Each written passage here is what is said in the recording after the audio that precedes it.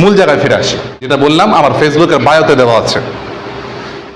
আমি মনে করি যথেষ্ট আপনার জন্য এই আয়াতটুকু, আমি মনে করি আপনার হেদায়েতের জন্য যথেষ্ট এই আয়াতটুকু। কেন কেন কেন? ইয়া আইয়ুহাল ইনসান মা গররাক, হে মানব জাতি, তোমাকে তোমার রবের থেকে দূরে কে সরালো? তোমার রবের থেকে দূরে কে সরালো? কি এমন জিনিস তোমাকে ভোগ বিলাসের মধ্যে দিয়ে ফেললো? আমি মনে করি একটাবার চিন্তা করে দেখেন যে আল্লাহ বলছেন কি এমন জিনিস তোমাকে তোমার রব থেকে দূরে সরালো। যদি এই আয়াতের উপর ফিকির করেন, এই আয়াতের মোরাকাবা করেন, এই আয়াতের উপর ফিকির করেন, বেশ করে চলে, তাহলে আর কোনো আয়াতের হয়তো প্রয়োজন পড়বে না, যদি আপনি আয়াতটুকু অন্তরে গেঁথে নেন। সুবহানাল্লাহ, যদি আয়াতটুকু অন্তরে গেঁথে নেন। আবারও বলছি, ইয়া আইয়ুহাল ইনসান, হে মানব জাতি, তোমাকে কেমন কি কোন জিনিসটা তোমার রব থেকে দূরে সরালো?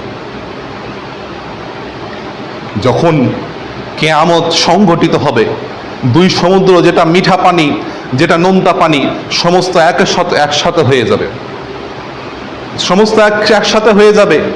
তখন সমস্ত শুকিয়ে যাবে, সমস্ত জমিন ফেটে চুরমার হয়ে যাবে, সমস্ত কবরের মধ্যে মাটিতে যা কিছু লাশ, পচা গন্ধ সবকিছু যা কিছু আছে, শত শত লক্ষ লক্ষ বছর পূর্বে যত আপনার মৃত ব্যক্তি আদম আলাইহিস সালাম থেকে নিয়ে কিয়ামতের আগ পর্যন্ত মৃত ব্যক্তি যা লাশ জমিনের মধ্যে দাফন করা থাকবে, জমিনের মধ্যে দাফন করা থাকবে, ইসরাফিলের ফুৎকার শুনে জমিন তা উগলে দেবে। বমি করি না আমরা? বমি করি তো, উগলে ফেলবে, যা থাকবে উগলে ফেলবে। তখন কেউ দেখতে যাবে না কার কি হলো। সেই সময় যখন কিয়ামত সংগঠিত হবে, রব্বুল আলামিন বলবেন, ইয়া আইয়ুহাল ইনসান, হে মানব জাতি, তোমাকে কি এমন জিনিস আমি আল্লাহ তোমার থেকে দূরে রেখেছিল? আমি আল্লাহকে তোমার থেকে দূরে সরিয়ে রেখেছিল। এর মানে এটা নয় যে আল্লাহ আপনাকে জিজ্ঞেস করবেন, আল্লাহ আপনাকে প্রশ্ন করবেন। এর মানে হচ্ছে এটাই, আল্লাহ বোঝাতে চাইছেন, আল্লাহ বোঝাতে চাইলেন দুনিয়ার জমিনে কি এমন জিনিস। তখন কি আল্লাহকে মেনার কোনো কাজ হবে? মানে তখন কি ইবাদত করার জায়গা থাকবে? তখন কি ইবাদতের জায়গা থাকবে কিয়ামতের দিনে? তখন কিছু সংখ্যক লোক বলবে, যখন তাদেরকে বলা হবে তোমরা রবের দিকে সেজদা করো, যারা সেজদা করতে পারতো না, যারা রুকু করতে পারতো না, যারা আল্লাহর দিকে নত হতে আসতো না, মসজিদের মধ্যে ধাবিত হতো না, নামাজের হুকুম আহকাম পালন করতো না, তারা কেউ সেজদায় অবনীত হতে পারবে না। তারা সেজদা করতে গিয়ে ঝুঁকতে গিয়ে আটকে যাবে। আর যারা রব্বুল আলামিনের খাস বান্দা, তারা রব্বুল আলামিনের সেজদা অবনীত হবে। সুবহানাল্লাহ।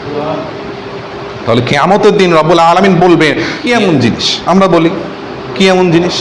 আমাদের সংসারের দায়িত্ব, আমাদের পড়াশোনার চাপ, আমাদের মেন্টাল স্ট্রেস, মানসিক চাপ, আমাদের শারীরিক চাপ, আমাদের বিবি বাচ্চা, আব্বা আম্মা, সংসার, ধনসম্পত্তি, বাড়ি গাড়ি, এইগুলোই তো, এছাড়া তো কিচ্ছু না, এইগুলোই, এর বাইরে কিচ্ছু নেই। কিছু মানুষকে বলা, যখনই বলা হয় যে আপনি নামাজের দিকে আসেন, আপনি ইবাদতের দিকে আসেন, তখন আমরা একটাই বাহানা করি যে কাজ। ওই যে একটা গজল ছিল না, যে কাজকে বলো নামাজ আছে, নামাজকে বলো না কাজ আছে। একটা বাচ্চা ছেলের গজল, খুব সুন্দর গজলে, শুনতে পারেন, কাজে দেবে। এই হচ্ছে বিষয়। মানুষকে যখনই বলা হয় আল্লাহর ইবাদত করো, আল্লাহর ইবাদত করো, আল্লাহর জিকির করো, আল্লাহর স্মরণ করো, তখন সে বাহানা দেয়। কিন্তু রব্বুল আলামিন তবুও জানিয়ে দিচ্ছেন, বান্দা তুমি তো গুনাহগার, আমি জানি তুমি দুনিয়ার জমিন থেকে গুনাহগার হবে, তুমি গুনাহ করবে। আল্লাহ পাক কি জানেন না? আল্লাহ পাক জানতেন, সেই জন্য আয়াতখানা নাজিল করেছেন।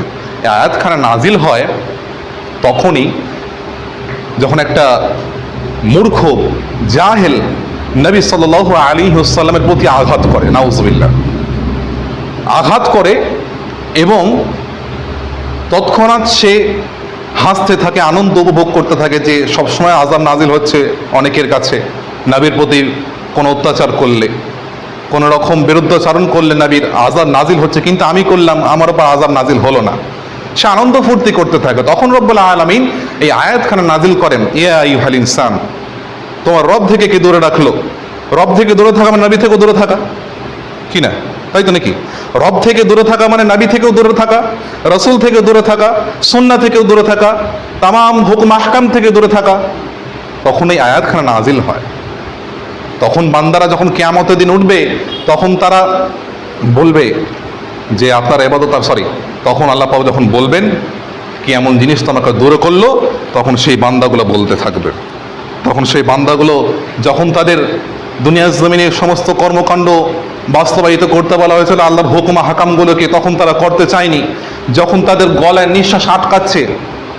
নিঃশ্বাস আটকাচ্ছে অর্থাৎ বৃদ্ধ বয়স হয়ে গেছে, যাবে মোড়ো মোড়ো অবস্থা, তখন তারা দান সদকা করতে উৎসাহী হচ্ছে। তার আগে করতো না, আল্লাহর ইবাদত করতে উৎসাহী হচ্ছে, কিন্তু তখন করে তাদের কোনো লাভ আছে কি? লাভ নাই। এটাই আল্লাহ পাক রব্বুল আলামিন বলছে। এরপর কবর সময় সমস্ত কিছু চুরমার হয়ে যাবে, তখন তাদের আমল সম্পর্কে তারা অবগত হবে। কতদিন বলেছিলাম না সূরা হাসরের, যে মানুষ লক্ষ্য করুক, খেয়াল করুক যে আখিরাতের জন্য সে কি কামাই করেছে। তো এখানেও বলা হচ্ছে যে আইয়ুহাল ইনসান মা গররাকা বিরাব্বিকাল কারীম,